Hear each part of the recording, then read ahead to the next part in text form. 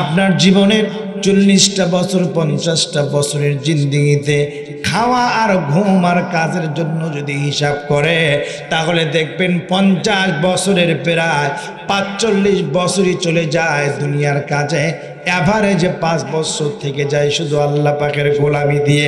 আচ্ছা বলেন তো দেখি ভাইরা, এই 5 বছরের আমল দিয়ে 40 আর 45 বছরের হায়াতের জিন্দেগি দুনিয়াবি কাজে ব্যবহার করে আল্লাহর জান্নাতে যাওয়া কি সম্ভব? কিন্তু পয়গম্বর বলেছেন, শোনো ও দুনিয়ার মানুষেরা, তোমার এই 50টা বছরের জিন্দেগিটাও তোমার আল্লাহর জন্য ব্যয় হয়ে যাবে যদি তুমি আল্লাহকে স্মরণ করে তোমার জীবনের সব কিছু করতে পারো। আমার ভাইরে একটু আওয়াজ দিয়ে বলেন তো, আমাদের জীবনের যা কিছু হবে সব কিছু হবে কার জন্য? কার জন্য? আল্লাহর জন্য। আমার ভাইরা, আমাদের সম্পদগুলো ব্যয় করতে হবে কার জন্য? সম্পদগুলো বলেন তো কার নিয়ামত? আল্লাহ দিয়া ধন বসে মন কায়রা নিতে কতক্ষণ? নদীর একুল ভাঙে অকুল করে, এই তো নদীর খেলা। সকালবেলা আমির রে তুই ফকির সন্ধ্যাবেলা। কত কোটি কোটি টাকার মালিক রাস্তায় বসেছে, আবার ভিক্ষা করে খাইতো একেবারে গোলাম মানুষ, দাস মানুষ। এই মানুষগুলো আজকে কোটি কোটি টাকার মালিক হয়ে গিয়েছে। কথা বলেন ঠিক কিনা? আল হুফাজুল উরাব, জুতা স্যান্ডেল যাদের পায়ে দেওয়ার ক্ষমতা ছিল না, দুর্নীতি করে করে কলমের খোসায় কোটি কোটি টাকা পাচার করে বিদেশে বেগম পাড়া বানা। ঠিক কিনা বলে? দুনিয়ার সম্পদ মানুষকে কখনো সুখ দিতে পারে না, পারে নাকি? এই যে উবাইদুল কাদের, উদাহরণ দিতেছে, রাজনৈতিক কোনো বক্তব্য নয়, ছেলে মেয়ে কেউ নাই, কোটি কোটি টাকার সম্পদ। আজকে বলেন তো দেখি, কৃত কর্মের কারণে দেশ ছেড়ে পালাতে হয়। এই সম্পদের এই টাকা বলেন তো আপনার দেশেও জায়গা দিতে পারে না। ঠিক কিনা বলে? তাহলে চিন্তা করেন, টাকা পয়সা ধন সম্পদ মানুষকে কখনো সুখ দিতে পারে? দুনিয়াতে আসছেন খালি হাতে, যেতেও হবে খালি হাতে। সম্পদগুলো হলো মানুষের জন্য নিয়ামত। বনি ইসরাইলদের মধ্যে 3 জন লোক ছিল, জোরে বলেন তো কয়জন? জোরে বলতে হবে কয়জন? 3 জন লোক ছিল। একজন ছিল তা কলা মানুষ, তার মাথায় কোনো চুল ছিল না।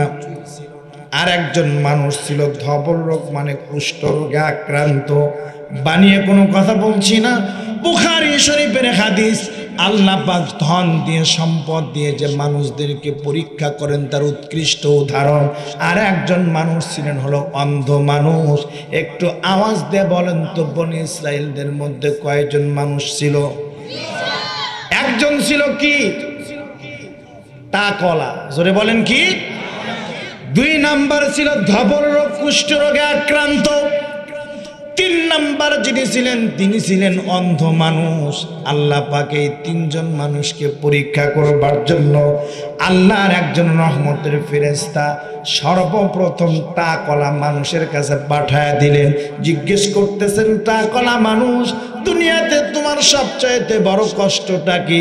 টাকলা মানুষ বলে, দুনিয়াতে সবচাইতে আমার বড় কষ্ট হলো আমার মাথায় চুল নাই, যার কারণে আমার বিয়েও হয় না, মানুষ মেয়েও দিতে চায় না।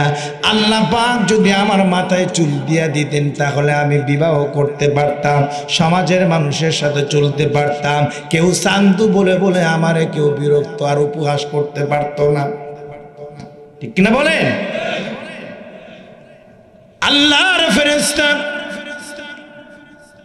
তার মাথার মধ্যে হাত বুলাইয়া দিলেন। বুখারী শরীফের মধ্যে এসেছে, মাথার মধ্যে হাত বুলানোর সাথে সাথে তার মাথার মধ্যে চুল দিয়ে ভরে গেল। আল্লাহর পাক তাকে পরীক্ষা করবার জন্য একটা উট দিলেন, বললেন এটা লালিত পালিত করো, আল্লাহ পাকের গোলামি করো। এইবার আল্লাহর রহমতের ফেরেশতা এই জায়গা থেকে বিদায় হয়ে চলে গেলেন ধবল রোগীর কাছে, কুষ্ঠরোগে আক্রান্ত যিনি। এই কুষ্ঠরোগীর কাছে যে বলতেছে, ও আল্লাহর গোলাম, বলো তো দেখি দুনিয়াতে তোমার সবচাইতে বড় কিসের কষ্ট? ধবল রোগী ডাক দিয়ে বলে, কুষ্ঠরোগ হওয়ার কারণে মানুষ আমাকে তুচ্ছ তাচ্ছিল্য করে, ঘৃণা করে, কেউ আমার সঙ্গে বসতেও চায় না, খেতেও চায় না, আড্ডাও দিতে চায় না, সব সময় মানুষ আমাকে দূর দূর করে তাড়িয়ে দেয়। আল্লাহ পাক যদি আমার এই কুষ্ঠরোগটাকে ভালো করে দিতেন তাহলে এর চাইতে বড় নিয়ামত আমার আর কিছুই থাকতো না। ও গাইবান্ধার মুসলমান ভাইরা, এই দুনিয়াতে মানুষের সবচাইতে বড় পাওয়া হলো সুস্থতা। ঠিক কিনা বলেন? আল্লাহ পাক তার বান্দাদেরকে যত রিজিক দিয়েছেন, সমস্ত রিজিক গুণের মধ্যে সর্বোৎকৃষ্ট আর সর্বশ্রেষ্ঠ রিজিক হলো সুস্থতা। যারা সুস্থতার জীবন আছে, দুনিয়াতে যেন কোনো কিছু না পাওয়ার আক্ষেপ না করে। আমার ভাইরা বলেন তো দেখি, যত কোটিপতি হোক আর লক্ষ কোটি টাকার মালিক হোক না কেন, যদি অসুস্থ হয়ে যায়, সারা দুনিয়ার বিনিময়ে লোকটাও কিন্তু সুস্থ হতে চায়। ঠিক কিনা বলেন? মৃত্যুটাও কিন্তু একটা অসুস্থ।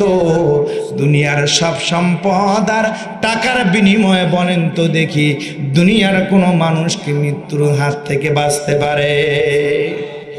কোন সময় কোন মুহূর্তে মানুষের মৌত হবে দুনিয়ার কেউ জানে না। জানে কে? জোরে বলেন তো, জানেন কে? জানে একজন, তিনি হলেন আমার আল্লাহ। আমার ভাইয়েরা, দুনিয়ার জীবন কিন্তু ক্ষণস্থায়ী জীবন, অথচ এই জীবনের জন্য মানুষের কত মায়া, কত আশা, কত রঙিন স্বপ্ন মানুষ দেখে, অথচ দুনিয়া থেকে বিদায় হয়ে চলে যাবার পর ওই মানুষটাকে দুনিয়ার কোনো মানুষ আর মনে রাখতে চায় না। রঙিন স্বপ্ন দুনিয়ার সব কিছু থেকে যাবে, চোখ দুটো বন্ধ হয়ে গেলে পরে দুনিয়ার ব্যস্ততা, আশা আকাঙ্ক্ষা নিমিষের মধ্যে সব শেষ হয়ে যাবে। কথা বলেন ঠিক কিনা?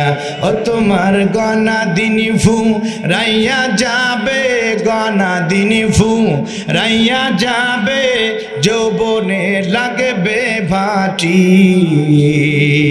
ওই যে দেখো ডাকিতেছে তোমায় কবরের মাটি, ওই যে দেখো ডাকিতেছে তোমায় কবরের মাটি।